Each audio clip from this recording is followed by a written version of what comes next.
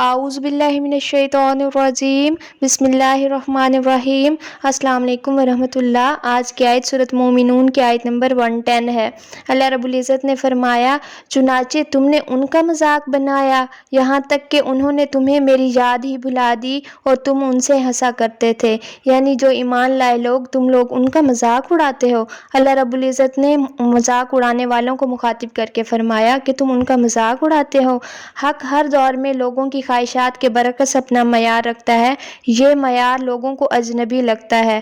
جو لوگ اجنبی طریقہ زندگی یعنی دین کے ساتھ مکمل طور پر وابستگی اختیار کر لیتے ہیں تو انہیں یہ قیمت چکانی پڑتی ہے۔ لوگ انہیں مذاق کا موضوع بنا لیتے ہیں، ہر بات پر مذاق، وہ جو بھی بات کریں گے ان کو کہا جائے گا او مولوی او ملوانی، تو اس طرح کے مذاق، ان کی کسی بات کو سیریس نہیں لیا جاتا۔ اللہ رب العزت نے فرمایا کہ یہاں تک کہ انہوں نے تمہیں میری یاد ہی بھلا دی اور تم ان سے ہنسا کرتے تھے، یعنی اہل ایمان کے ساتھ مذاق کرنے میں اور اس مشغولیت میں تم یہ بھی بھول گئے کہ میں تمہارا رب ہوں اور تم ہر چیز کو بھلا بیٹھے۔ اللہ رب العزت نے فرمایا ہے کہ تم لوگ کس بات کا مذاق اڑاتے ہو، تم اس بات کو بھی بھول جاتے ہو کہ وہ میرے اوپر ایمان لائے ہیں، یعنی تم ان کا مذاق نہیں میرے ساتھ یہ عمل کر رہے ہو، جو تم ہنسی مذاق کرتے ہو، جو تم ٹھٹھے کرتے ہو۔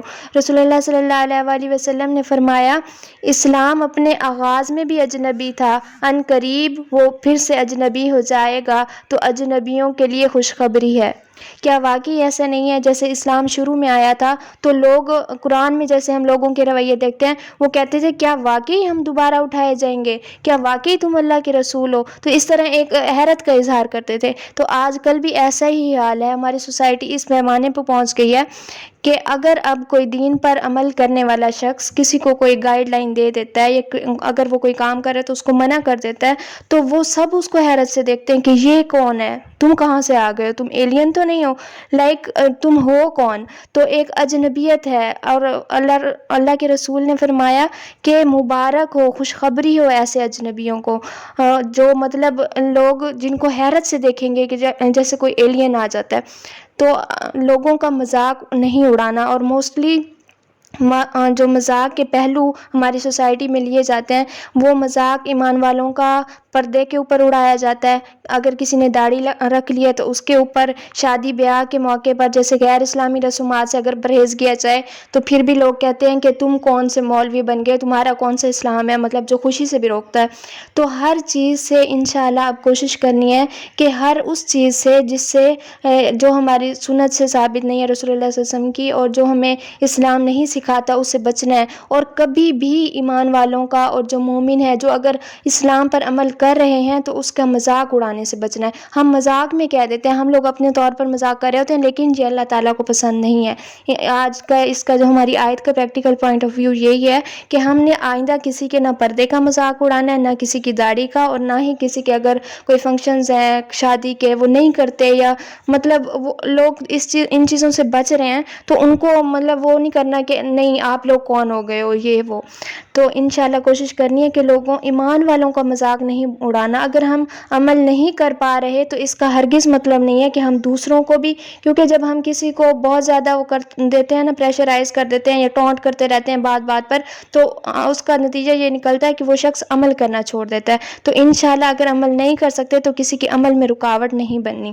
اور جو آج کی حدیث ہے وہ حدیث رسول اللہ حضرت ابو ہریرہ سے روایت ہے کہ رسول اللہ صلی اللہ علیہ وآلہ وسلم نے فرمایا، جو خاتون خوشبو کی دھنی حاصل کرے تو وہ ہمارے ساتھ نماز عشاء میں شامل نہ ہو بلکہ گھر میں ہی پڑھے۔ اور ایک اور روایت ہے کہ سیدنا ابو ہریرہ سے روایت ہے کہ رسول اللہ صلی اللہ علیہ وآلہ وسلم سے میں نے سنا، جو میرے محبوب تھے، جو خاتون خوشبو لگائے پھر وہ مسجد میں داخل نہ ہو اس کی نماز مقبول نہیں ہوتی جب تک کہ وہ اپنے گھر پہنچ کر غسل جنابت جیسا غسل نہ کر لے۔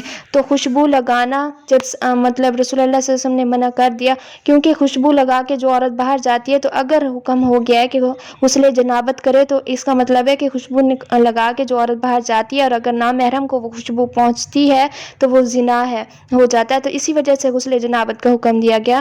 تو خوشبو لگا کر آئندہ کوشش کرنی ہے کہ باہر نہیں جانا، اور گھر میں تو الاؤ ہے، گھر میں لگا سکتے ہیں۔ اور جو آج کی ہماری سنت ہے وہ سنت ہے کہ صبح کی جو دو سنتیں ہم پڑھتے ہیں اس کے بارے میں. صبح کی دو سنتوں کی بہت ہی پیاری فضیلت ہے.